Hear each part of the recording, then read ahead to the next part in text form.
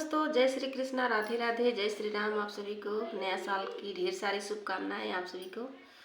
तो बहुत प्यारा गीत लेकर के आए हैं, लावा परछाई। तो आप लोग सुनिए और कैसा लगेगा प्यारा सा कमेंट करके बताइएगा आप लोग। मड़ाए में बैठे दुल्हे बोला मुसुकाई जी, काउले बा मोरे साले लावा पारी छाई जी, काउले बा मोरे साले। मड़ाए में बैठे दुल्हे बोला मुसुकाई जी, काउले बा मोरे साले लावा पारी छाई जी, काउले बा मोरे साले।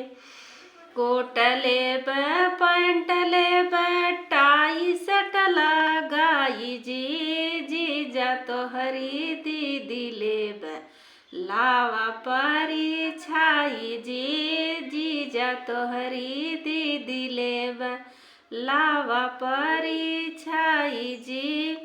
मड़े में बैठ दुल्हे बोल मुसुकाई जी, काउले बा मोरे साले लावा पारी छाई जी, काउले बा मोरे साले लावा पारी छाई जी।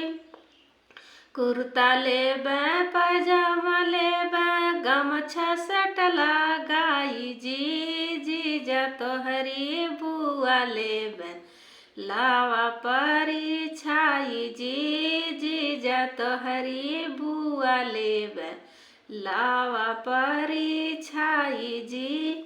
मड़े में बैठ दुल्हे बोल मुसुकाई जी, काउले बा मोरे साले लावा पारी छाई जी, काउले बा मोरे साले लावा पारी छाई जी। कैसा लगेगा आप लोग प्यारा सा कमेंट